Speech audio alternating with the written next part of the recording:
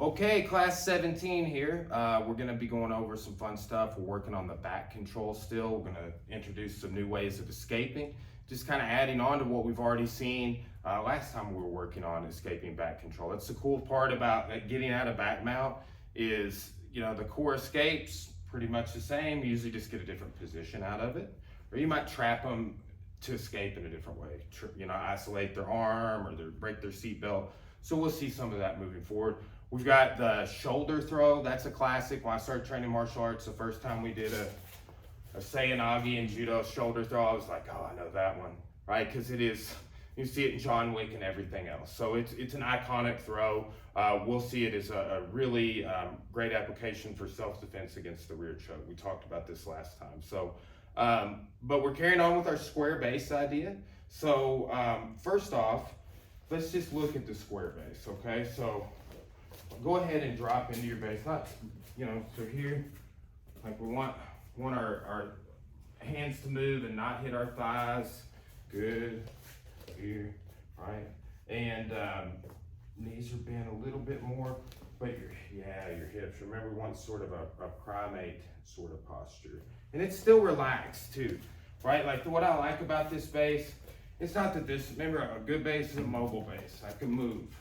So this one's got to be relaxed. I need to be able to move backwards, forward, side to side, right? And if I keep my low back rigid, that'll be very hard.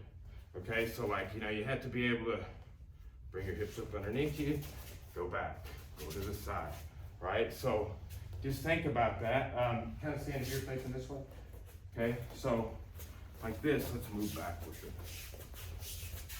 Good, forward. All right, we'll put our hands up here. Just go to the side. Yes, good. Back the other direction. Stepping, sliding. Yes, okay. So that's just basically, our 4 directions of footwork.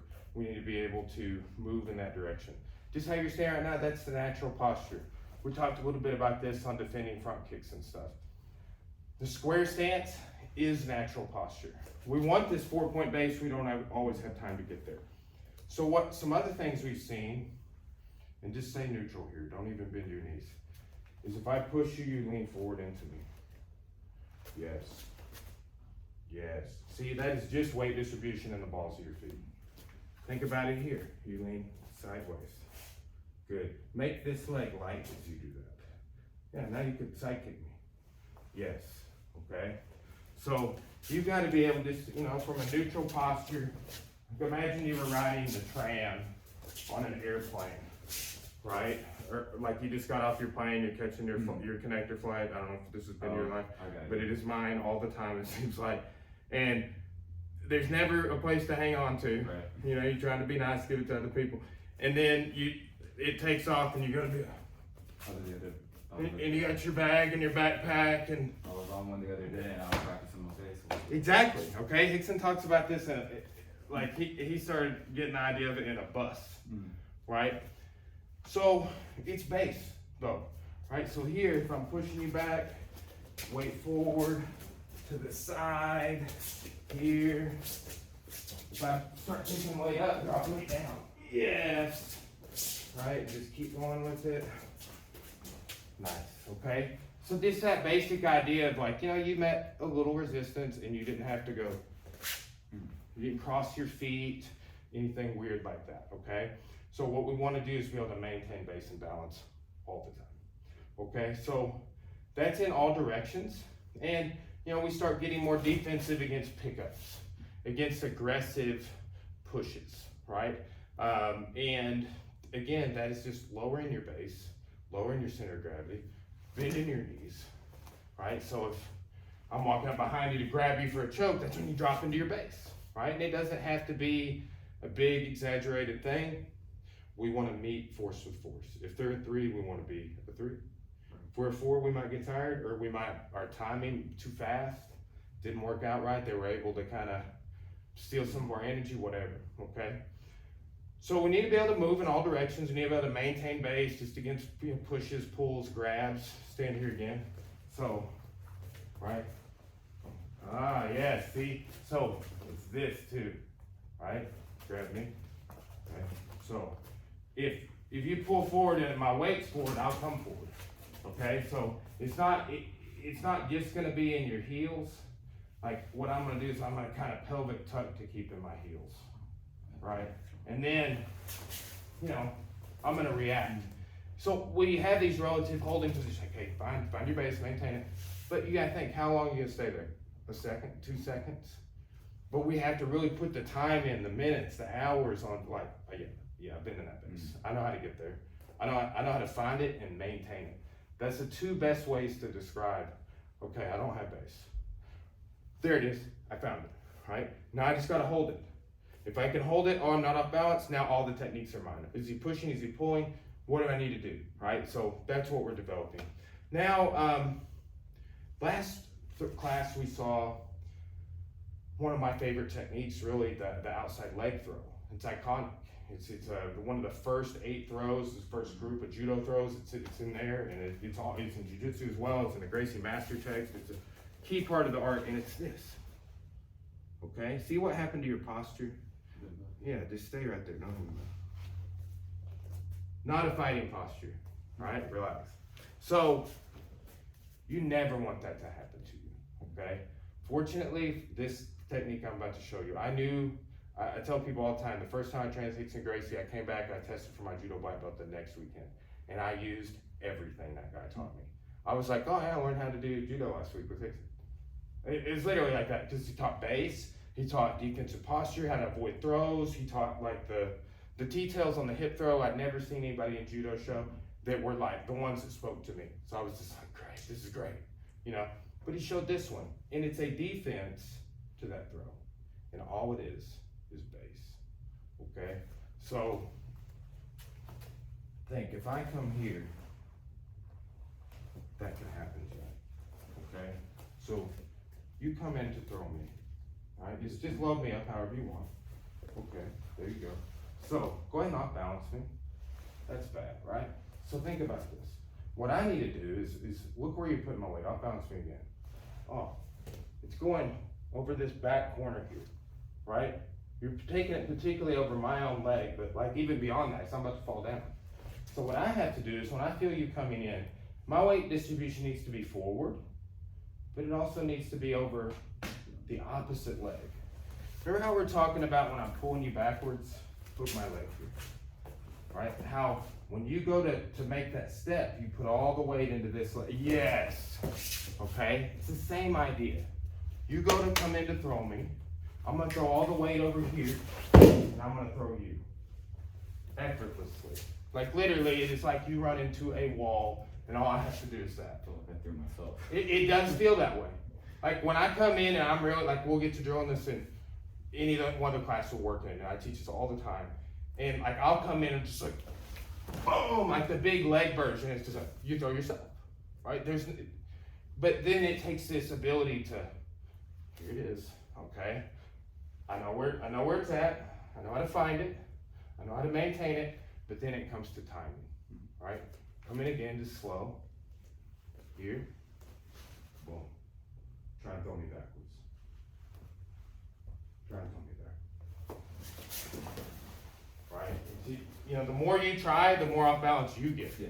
Because I'm putting my weight in a way that negates this back corner for you over here. That's where you want to throw me? Well, just so happens I'm going over here, literally to the opposite direction, okay? So let's just find that, and then I'll come in, you can throw me with it a couple of times, okay? So I'm here.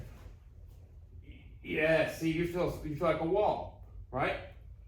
Like I'm straining to try and get you with that, okay, good. So you can just be kind of here, right? You're not in a 4-point stance or anything, you're like, yes, do we have a problem here, sir? Right? Like, you're saying we went to Sharpie, and there's a bunch of black belts out on the town last night, and Colby, you know, had to protect him, and blue belts. And, you know, you never know. I've been out in that same scenario, and then somebody walked by us on the street, and it's just like, oh, man, why did that guy have to do that? And then, you know what? In that situation, hey, don't worry about him. Let's keep going. You know? Do we really want to, it's a random guy out on the street, do we really want to see if he's got an eye for a gun? Right. You know, type of a deal. It's like he obviously has a problem, We want to see what else is wrong. Now, you got to evaluate every situation, okay? But definitely try and avoid this stuff. Again, you know, a confrontation is a serious thing. Now, you start getting in my face. Like, this was literally like, passed you by. I'm like, okay, I still got my wallet, right? Does this guy really have a problem? Oh no, he's keeping on walking. He's like, you know, somebody drove past me in Vegas last week and like screamed in the vicinity out. It's like, we crossed the road, they thought in front of them or whatever. It's like, why don't you come say that over here? They won't. They're going away, right? So you just evaluate it and you're like, okay, yeah, that's just one of those situations. Yeah. Except, you know, or is it a high threat? Is this guy in your face doing this? I see that all the time. I saw a guy that had like a camera and he was taking pictures of something, and a guy got right up in his face. And it's just like a nice Nikon camera, you know, and then that guy is touching his lens, you know, probably $1,000 lens. And it's just like, those people do get in your face. People shoulder check you, people point, people do these postures we talk about, okay? So when I come in, you become that wall, nice, hands up. Yes, you come in on me. Look how my hand kind of goes against your neck. It could be there, but when I get ready to want to throw you, it's gonna be that. I ain't remember where we integrated this term from. I've heard Eddie Bravo use this on sweeps, and we definitely stole, but the throw, Osoto, outside leg throw, we call that the club, all right? It's like I'm clubbing your hip, all right? Boom, just like that. So when you come in on me, go ahead. All right, just bop, okay? So hands are up here, and that's so you can kind of, if I come in here, this hand will be the one clubbing my head. Yes, very good.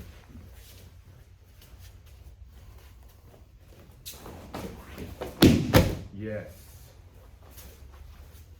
Let's try it on this side too. You know, never know what side they'll attack you on. Defense, we have to do both sides. Oh no, what happened? Good job, Brian.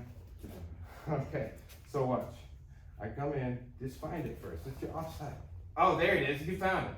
Okay, now, club me and stomp your heel. I'm gonna come in.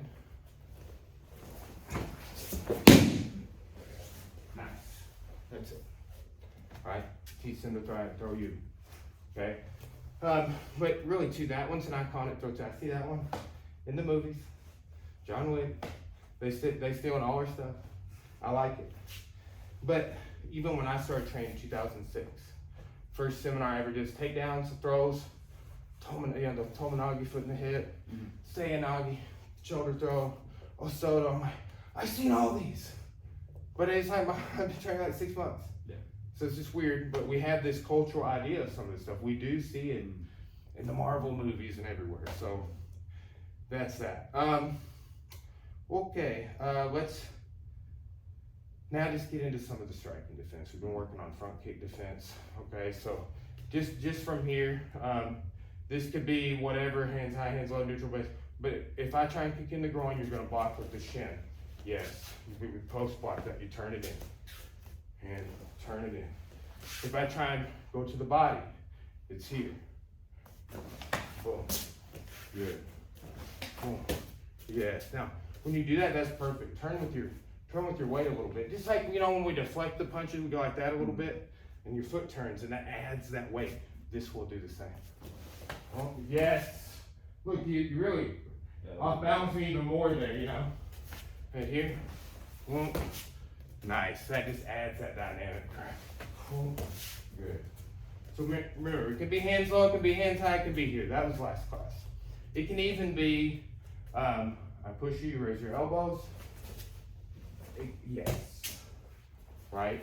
And then too, if anytime I lift my leg up to kick you or whatever, if you steered your elbow, that's what we talk about, knee defense.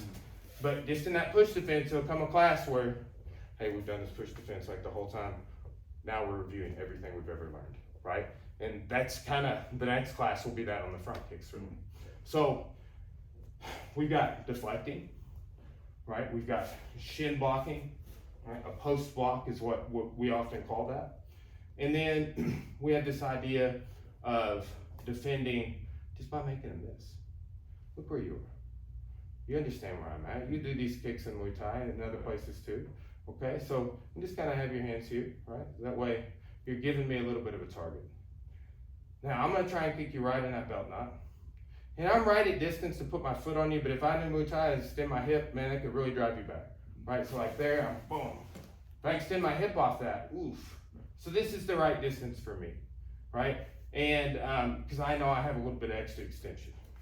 This could also be a right distance. Somebody's doing more of a snap. You're a karate guy.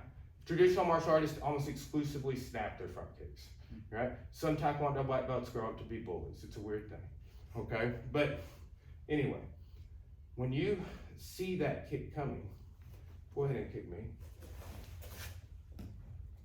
I step back in the base, and you miss. It's a beautiful thing. All I do is here.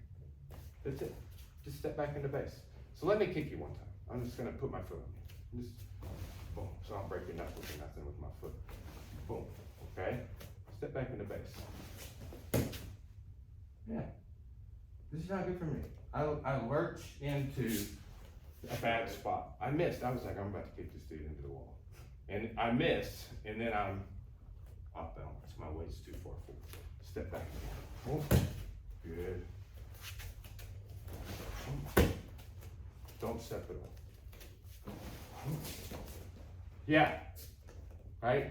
Imagine, I tell this story all the time because it truly messed with me. It's like when I learned that this was like, this could happen to anybody. This guy I knew, that happened to him. Somebody pushed him. It wasn't even a kick. And there was a curb about where that black mat is, and he fell and cracked his skull. I saw him, and he's fine, right? Like it was a normal life. Like it's not like it debilitated him per se, but like his head was like a bowl, right? Like I was just like, dude, what happened? I just remember seeing him. He's like, man, this. And then I saw a couple other people, and they're like, dude, did you hear about what happened to him? And I'm like, yes, I saw it.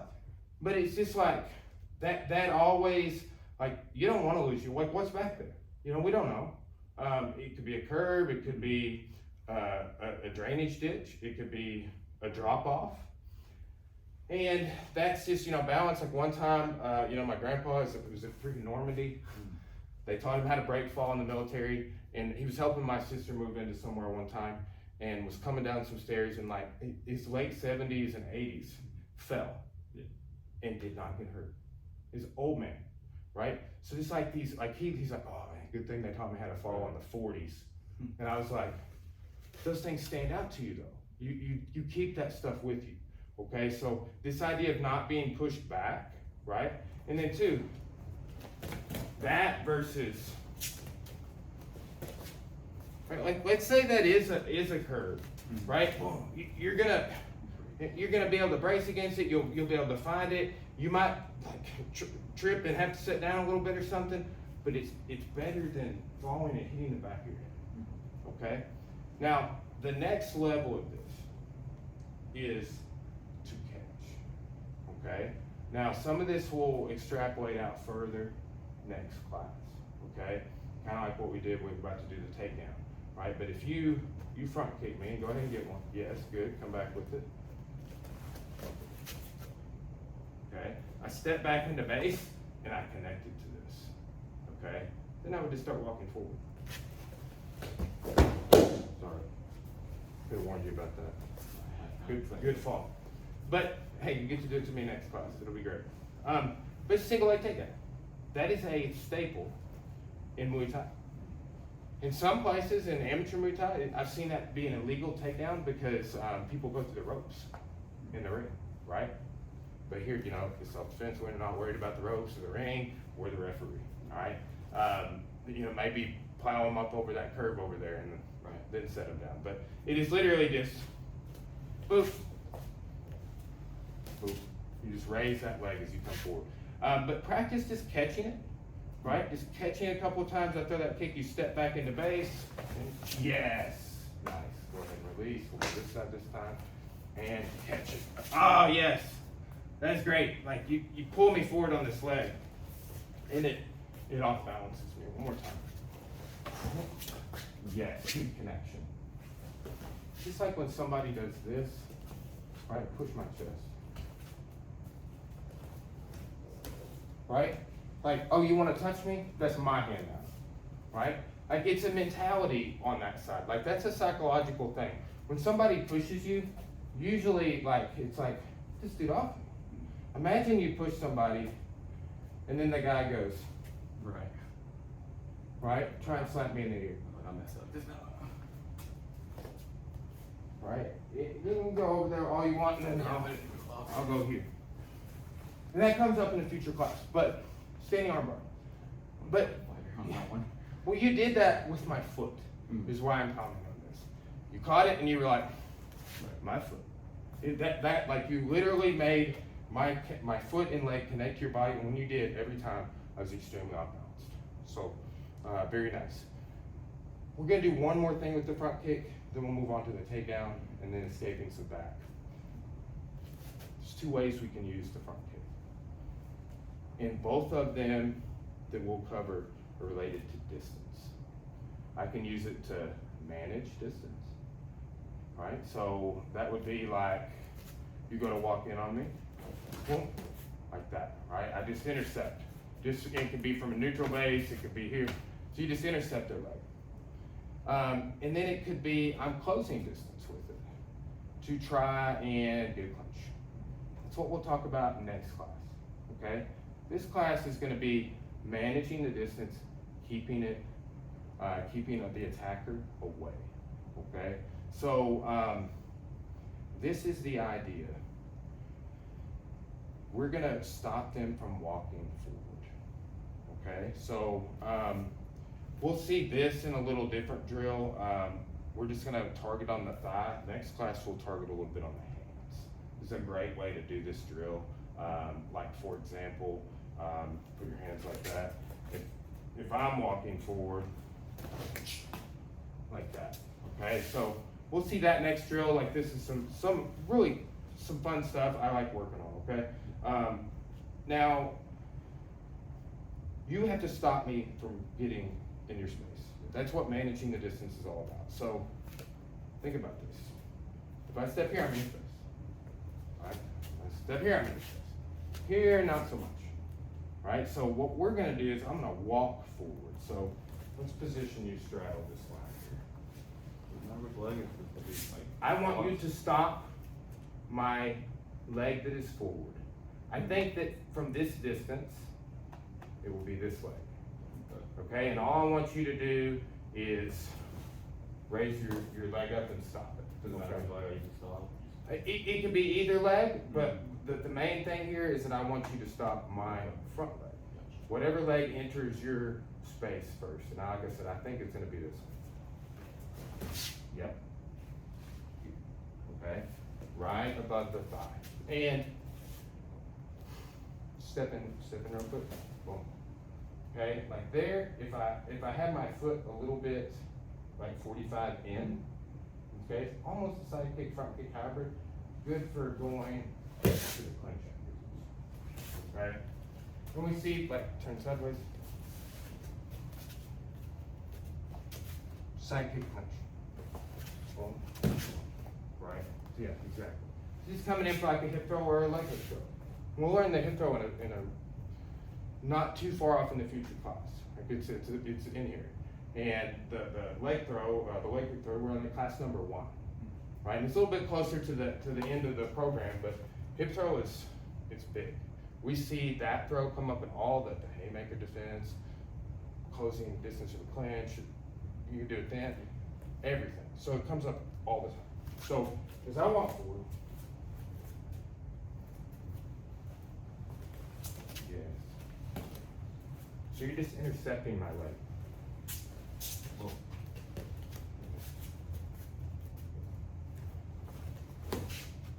Good, just here, all right? If you want to turn it a little bit, turn it like that. Okay. Yes. Turning it out, not wrong for striking. Not wrong for anything, really. I mean, it's just, if I want to clinch afterwards, it's a little harder to come in. If I want to clinch afterwards, it's a little easier to come in like that. If you push into me, I hit. Okay?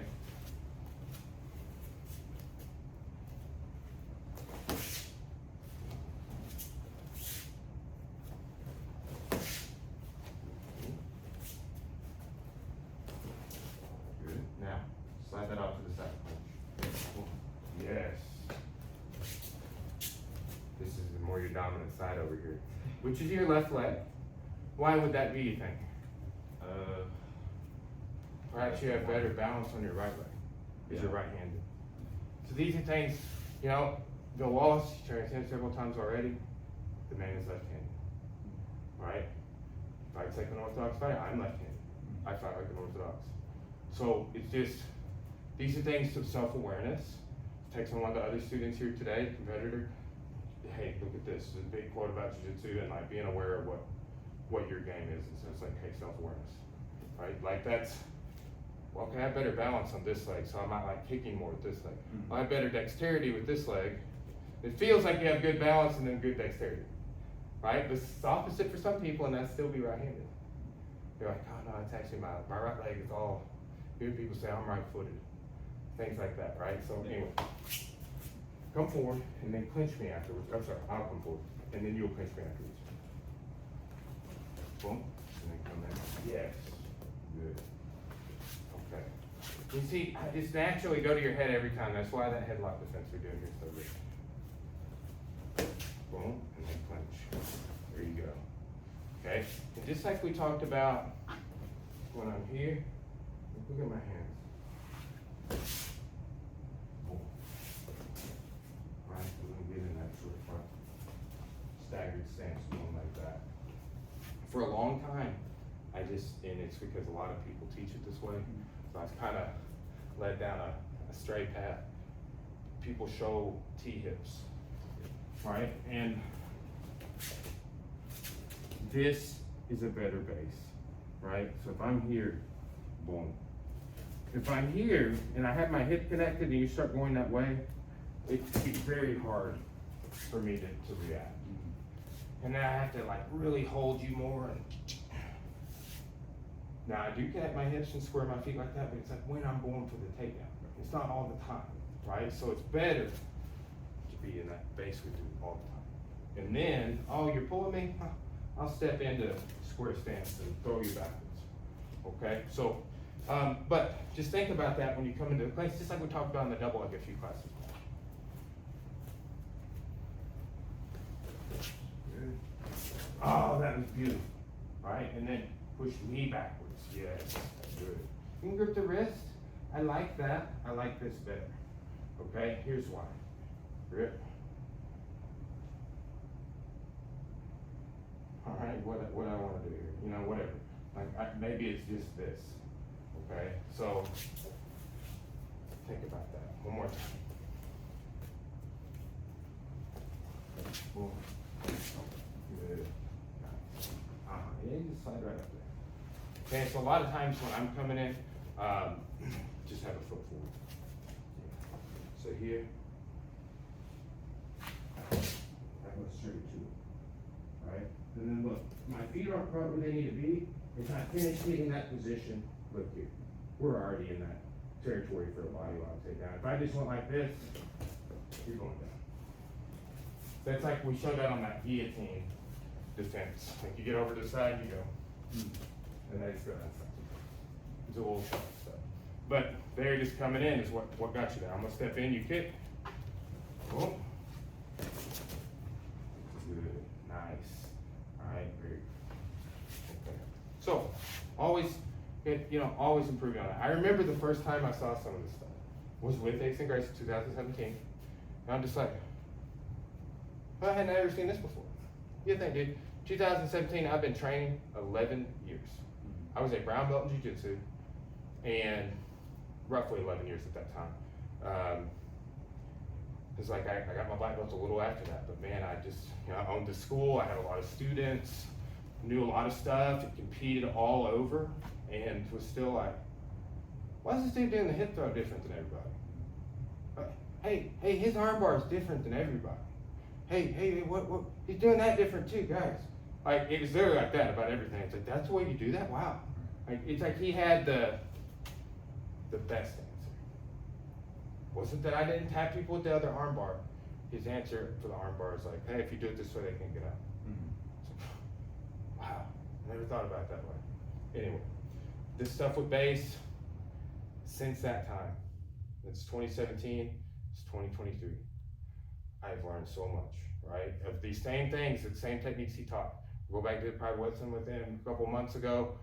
Some of the same stuff comes up. He's still doing some of the same stuff. And he's like, hey, boom, here. Oh, I didn't catch that before. Like, oh, it's only when they grab your head that you do that. Oh, okay. Mm-hmm. You do the shoulder and the hip at this time and that time.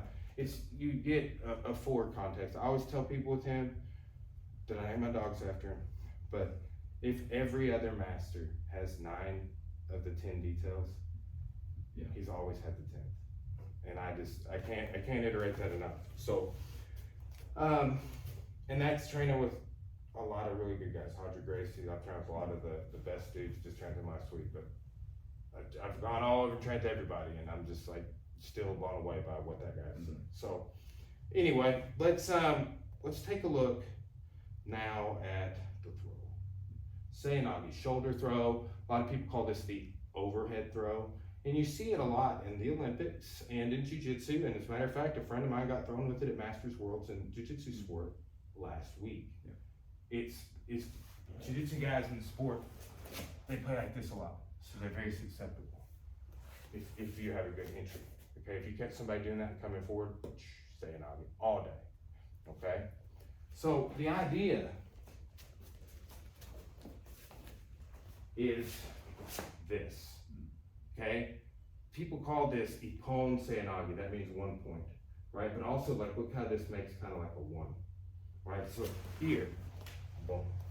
Some people really bring it up over the shoulder, and some people catch it in the arm. That's more of a sport. You got to think, if we're going to do it this way, it's over the shoulder, and you don't have any choice about that, right? So the self-defense application, I got, a friend of mine's a competitive judo black belt. He's good. He does it this way every time, right? He doesn't do it this way. Both are acceptable, but what if they are trying to grab me from behind in the rear choke here? Okay, so the first thing you need to do is that in combination with base. And what I need to feel, we talked about this last time, like when you do a squat.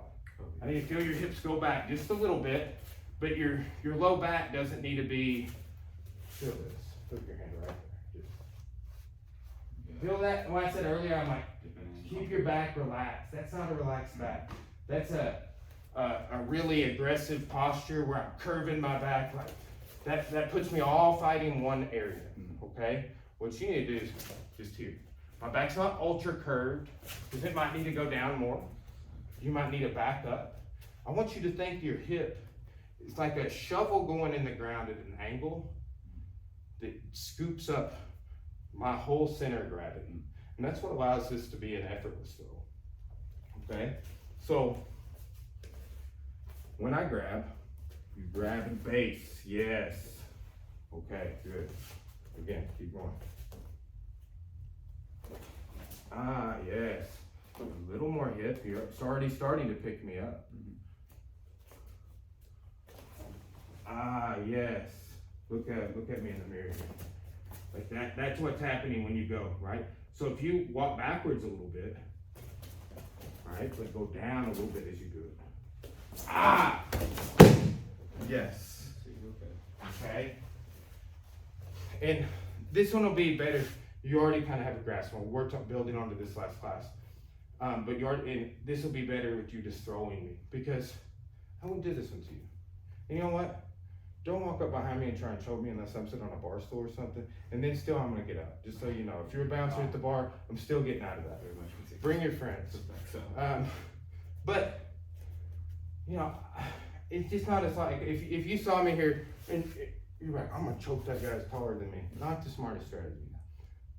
For me, I'm like, this dude's neck is right at my elbow. You know, like it's perfect. I look at this and I'm like, yeah, you're never gonna see this coming. Boom. Right, so drop into base and start kind of moving back a little bit. The first stress you already have down. You can pick me up. Yeah. You know how to, okay, you know how to do the technique. Now what? Now how can we, okay, well, I'm gonna with resistance. I'm gonna start kind of pulling you back subtly. We're not trying to, the biggest one is, hey, eyes closed, I'm coming up behind you, I'm trying to set you down on the floor. And that's the highest level of being able to apply this technique. Total surprise, and you still get it. And you know what? It's even hard for me. I still get pulled back sometimes. But here's the thing, somebody attacking you from behind, this takes a lifetime to master, okay? Do I look over my shoulder as I? That's always a good detail. That helps fall off the back, okay? Now, I'm gonna say it's not applicable here. It is, it will help, right? People usually don't emphasize that on this version for whatever reason, right? The number one throw I love emphasizing that on is the hip throw. But also I do emphasize it on the Seoinage. Because hip throw here, how am I gonna get you off my back? Like that. That makes you fall, okay? Sometimes on this one, you fall over my head. So it's just kind of it's just an application. Now I will say one other thing on this. I did this throw with Henry Akins. Well, we didn't do this throw exactly, but we did defenses from the rear. And he said, you know who Henry Gracie is? I'm reading his book right now. He's a polarizing figure in jiu-jitsu, Rorion Gracie's son. And Henry Akins said at the seminar that he was at Santa Monica or like one of the big beaches and piers in Southern California, right? Like, you know, I was Santa Monica or Venice Beach, one of the other. Like I've been to both of them. I was like, oh yeah. And there's like all sorts of stuff going on there. He's walking down the pier he's like on a date or something, he said, right? And then somebody walks up behind him and goes, whoop! And he goes and picks the person up. And then he looks and it's Henry Gracie. And it may have been Huron, they're the two brothers that do all the same stuff together. But it was one of those two brothers, I believe it was Henry. And he's like, oh, is this scene if you're up on your self-defense, Henry? You know, and it's like, okay. But Henry also said that he had tested this over the years against a fully locked-in rear naked choke, and that he did not favor it. I talked to Jack Toffer about this, talked to Chris Burns about it. If they have a fully locked-in rear naked, they're gonna tear your head off if you try and shoulder throw them, right? So you already know from class 4, raise your hand and swing out of there. Yes, boom. That's how we get out of a rear naked choke, right? So what we need to do here is have other responses, right? It's not always gonna be fully locked in. Right. Here, I might just be like, here, right? Like think about, and this is a little far removed from what we're doing in this context, but like, think like a hostage type situation, like I'm human shielding with you, right? And I may have a weapon, I may not. I may be acting like I have a weapon, whatever, right? But if I'm coming in here, I'm not trying to choke you, right? There's times where I am. And there's times where I'm also gonna have my hands together like this, right? Times where I may have, you know, some like pushing at your back to pull down, may have a weapon, someone trench up into it. Okay, so anyway, Seoinage is more suitable if they're not choking you. If they are choking you, they might pull your head off if you Seoinage, if you try and shoulder throw them. Okay, drop in the base. Good. Now go ahead and walk back and hit the throw. Oh, that was so beautiful. I got some air on that one. Do I stay in 4-point base as I do this? Is that good? Or am I standing Square my base. stance? Boom. Yeah. Right? Yeah. Well, just how do you describe these things in logical language? Yeah. Like literally every jiu-jitsu black belt I know that thinks about this stuff, like Chris Burns, for example. Like our conversations are like, what do you call this? Right. How do you describe side control when you put one leg back? Because people don't have names for it. Right. So, you know, putting it in language.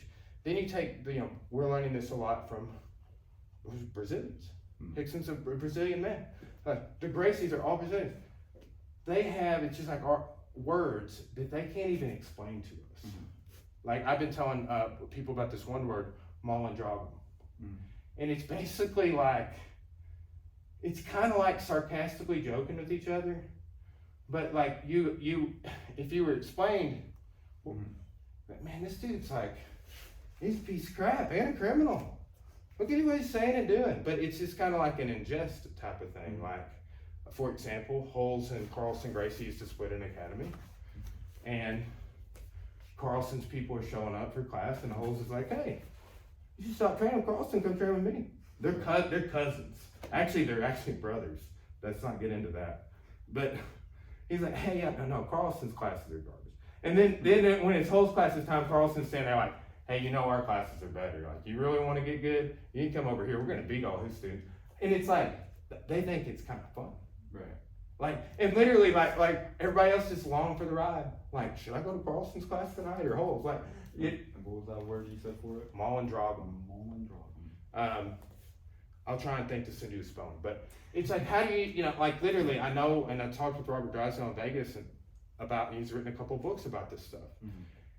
And, you know, it's just like, he speaks Portuguese, has family in Brazil, grew up part of his life there, but competed, ADCC champion, all this stuff. Submitted Marcel Garcia. And he's like, I don't even know how to explain this to people. Mhm. Like, people will be asking me what that concept means, because like we joke about it sometimes. He's like, I don't even know how to explain it to him. I'll start trying to explain it to him, and they're like, so the guy's a piece of crap? Like, no, it's like you know, it's interesting. But there's things about this stuff, it's like we have to break through those cultural and linguistic barriers. We have to come up with ways to articulate these concepts in logical English language, because that's what we are speaking. And hats off to everybody who comes before us that is ESL, English as a second language, because that is the most impressive thing about this to me, that Hickson is as articulated as he is, and he in 1989 couldn't speak English. Mhm. And within my own lifetime, I wouldn't want to go teach Portuguese jiu-jitsu. Wouldn't want to teach any other language in jiu-jitsu. It would be very hard. Yeah. So, great saying, Augie. Let's do that one more time. Okay. So, here, base. Nice. I kind of tried to keep going backwards, and you sucked my legs out from underneath me. Yeah, I noticed it first. I was like, Both times. Like the last 2 or 3 times, it's like, and that's why last time I articulated about extending our legs, straightening them, being rigid. Mhm. Kind of helps with the fall. Like I had to kind of go into that posture a couple times, right? So that's it. That's the Seoinage. We'll see a little bit more on these, the leg throw, and like when we saw the counter today. That's great stuff for standing base. So how to defend against that. But that throw will come up a little bit more the next class too. So we'll get into escaping the back net. Okay, so we're going to work on some escaping the back now, and you know, we saw these same sort of themes come up in class number 5. You know, here we are several classes later. You know, but escaping the back control, that's something you're going to get. You know, by the time you take into account all the things that we covered from standing, from you know, defenses against rear grabs, pickups, chokes, and then today we're doing back mount, and then we're also going to see again the all fours position. Okay, a lot of people call this turtle. And it could be on your knees, and it could be on your feet and your hands. It's just all fours, okay? So we'll see that, and then we'll see some back mount scenarios. So go ahead and get an all fours position up on your, yes, okay. And then a little more bend here. So remember, we want to be mobile. There, good. So this is a really good drill to kind of start finding your base. Because here's the thing, I'm gonna push you and pull you, relax. I'm gonna push you and pull you to do things. So we saw in class 5 if I push you. Today we're gonna see if I pull you, okay? So, get beside me. Remember last class when we saw taking the back by setting the hook?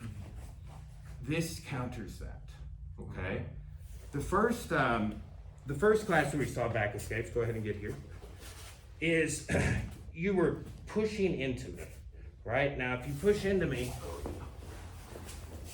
I slide slide through on my hip. That's our first escape we teach. Now, get out all fours. If I pull you, right, so say I'm gonna do this, okay? Yeah, and you kind of already had a good base, made it hard for me, okay? Go ahead and go down to turtle on your knees real quick, and you're here. If you ever want to transition between these two, you literally just pop up, right? So if you're here, you would go boom, like that.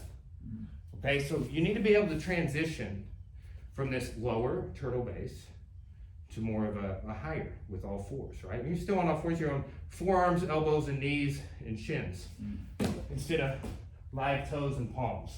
And look how we can sit through here, we can bear crawl, we can move around. You move around here too, it's just gonna be a little more limited. Okay, so if I am pulling here, raise up into that all fours, you're gonna live toes, and I want you to, as this goes behind my thigh, bear crawl. Keep going sideways, bear crawl sideways, other sideways. Ah, yes. All right, go forward, bear crawl, yeah. Sideways, other side, yeah, it happens. It happens. All right, watch, let me show you. Okay, so get beside me. And imagine, pull me sideways and take my back with that hook. All right, stick the hook there. There you go, yeah, that's kind of what we talked about last class, okay, come back. Okay, so as you go to pull, I'm going to come here and I'm going to put this leg behind as I walk to the side mount. Okay? This will work. Face your head that way, please. I can turtle up. This will work if I'm more beside you, pulling like this, or it will work if I'm more here, okay? Because the thing is I'll switch like this to pull you and I'll put a knee behind. We saw have some different postures with this already. But just here, if I'm pulling, come up on your all fours and bear crawl behind. Yes, sits me down, okay? Do this, go one more. Alright, here, okay? I'm pulling, come up. Yes, nice. That was the best one. Should I do it if they're not fours? You can, for sure. If we think about efficiency, we want our techniques to be efficient, and we want to make our attacker, our opponent, our partner, friend, in class, whoever it is, tired. If they're tired, they won't give us as hard of a time, maybe, unless they're a crazy competitor like a Joel or something. Sure. But you want to be efficient, right? And the concept of the hitchhike. Hey, if you're pulling me, oh, we're going that way. I'm gonna hitch a ride there real quick. And you'll do a little less in the instances where you time things in that way. Remember, everything works in theory, but if we can apply the principle of timing, things should work more often for us. They should work in not only just a higher percentage of the time, but in a more efficient way. So that's kind of my thing. And I think for just a better answer to that question, it's like, oh, hey, yeah, I know this technique. Now, what do I do with it? It's like, well, you just go and look for when to apply it. And there's different scenarios, situations, as somebody's taking your back, there's different timings to it. And I can send you,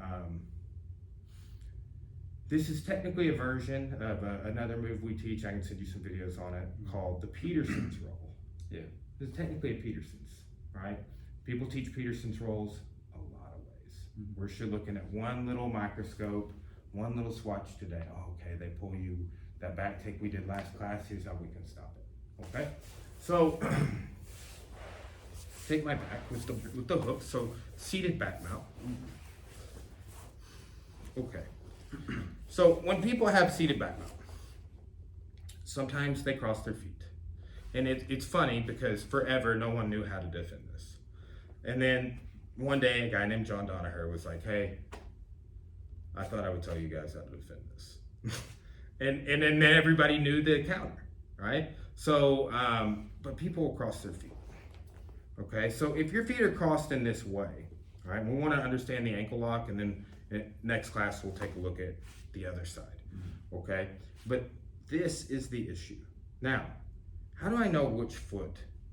Like, kind of the idea is I throw a foot over your foot, and then I tap you, right? Get you to ankle lock you with your own feet, make some leverage.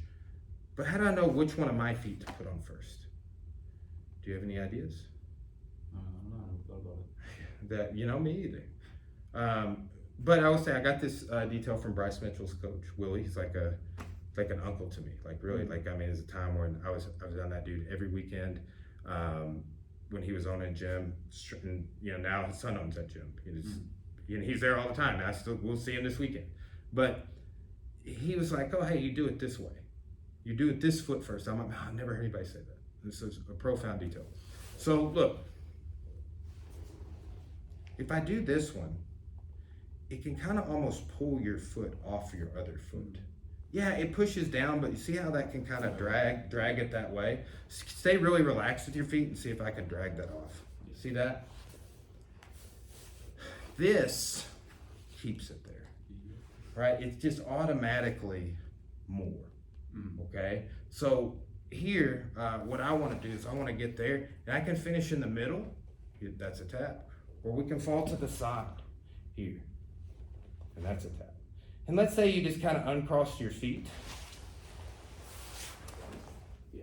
And then that's back into our very first back escape wheel. Right. Okay?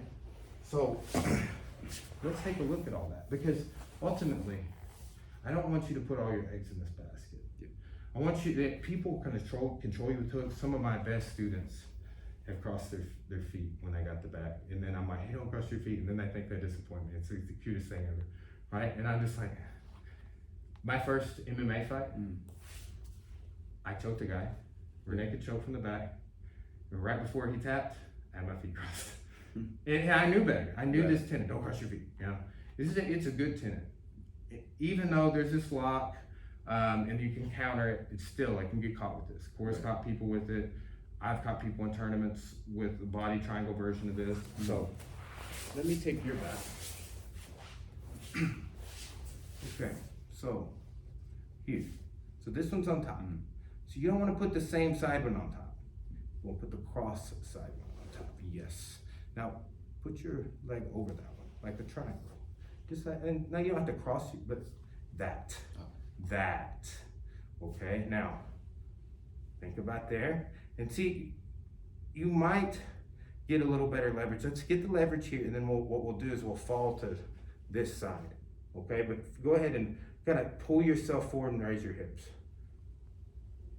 There you go, you're fine there. Raise the hips a little more. Bring, almost like you're pulling yourself hips down as you raise them up. There you go, okay? Yeah. Now, fall on the side. The leverage will be even better. Now just move your hip forward. Yeah, and then kind of back heel with that one if it's comfortable for you, yeah. Yes. Okay, and it's just that hip. We teach the same idea on straight ankle locks. It's just that hip going forward. Come back up to the center. Okay, go ahead and okay, so now this one's on top. Yes. Oh, good. That might be your better side. Now, I think the underhook side is going to be the best side to fall to, regardless of the triangle, because you trap that under your back. So fall to this side. Get the tap. Now, I got out. Now you need to start getting it. Turn, drive off your left foot. Get your shoulders to the floor. Hold on, hips up, just like that. Yeah, like this. Boom. See now how you got to put your weight on my arm. Now block against my hip. Hold on. Oh, it's like that. Here, elbow to the floor. Yes, I'm not going to mount you now. That stops the mount, okay? And that's the same one we talked about in class 5, but we weren't doing it like that. The ankle lock didn't work.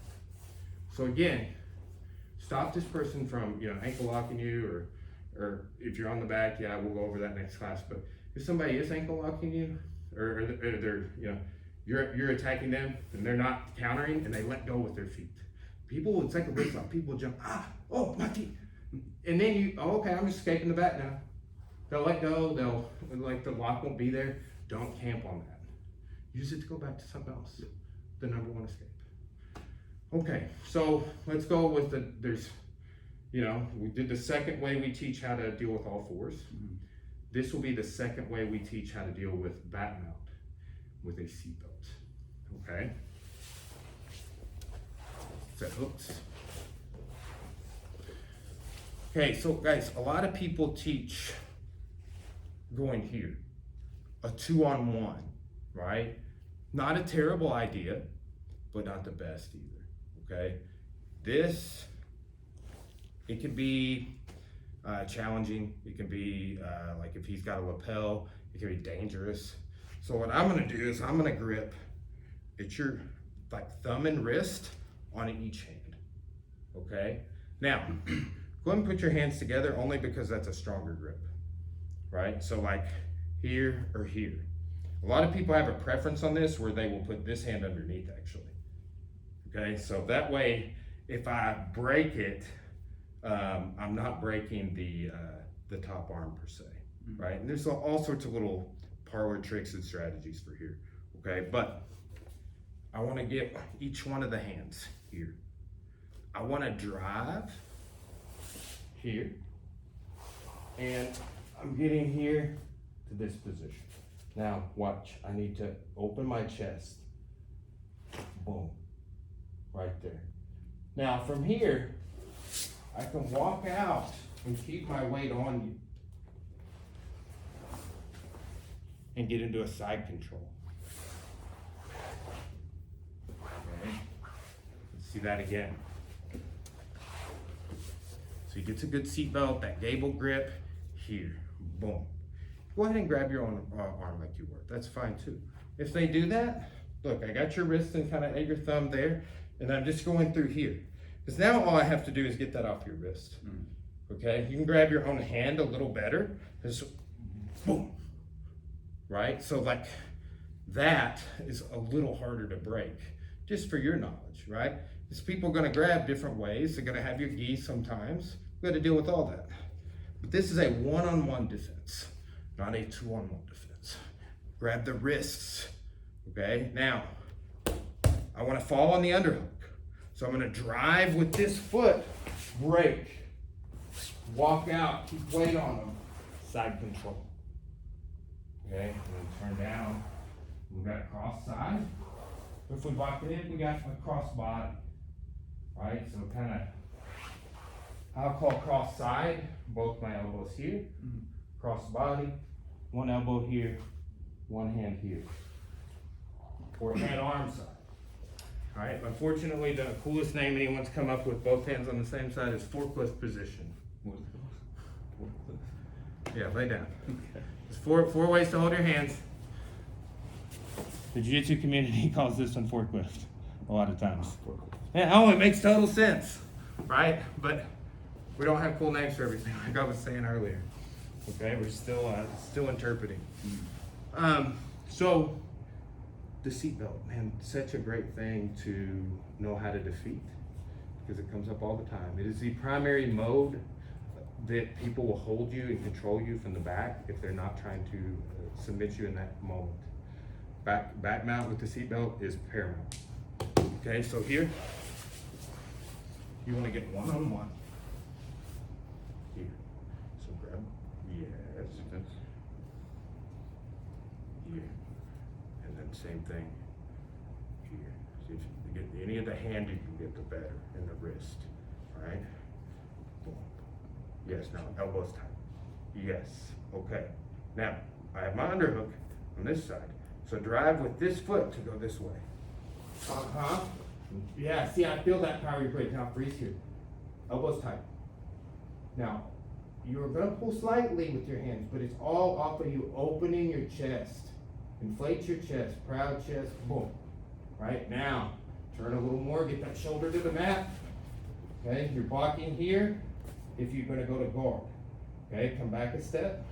Here, what I want you to do is kill this hook and walk your weight on top of my torso.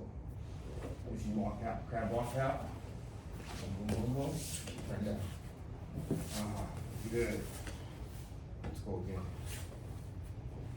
So look, you just have to, situationally, we're teaching this to side control today. We already know, hey, I'm stopping you from mounting me, I got my guard back. That's the first way we learn, the way we mentioned off of the ankle.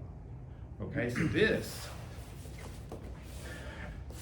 I want you to immediately think about going to side control. So when you get to the side, start putting weight back on my torso.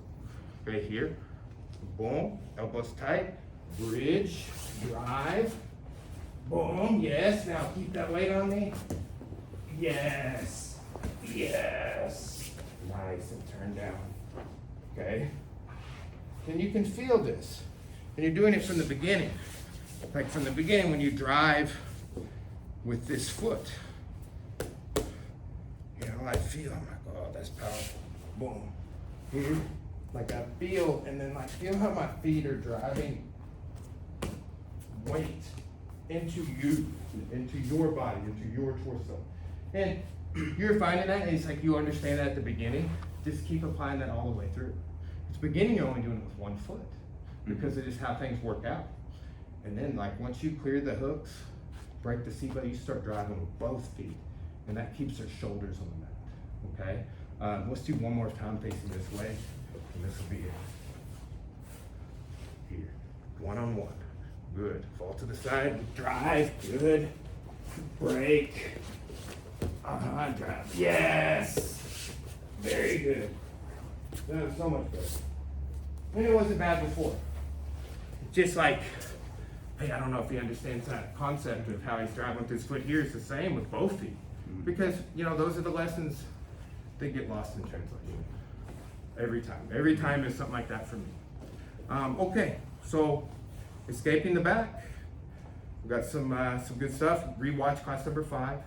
That's getting back into some of that stuff. So if you put those classes side by side, it would definitely be beneficial, okay? So 4, 5, and 6, and then 16, 17, 18. That's all back control. And we see it other places too. We saw a lot of rear clinch along the way. We're seeing defenses to the rear neck grab along these 3 classes. So be reviewing that, and we'll see everybody in class.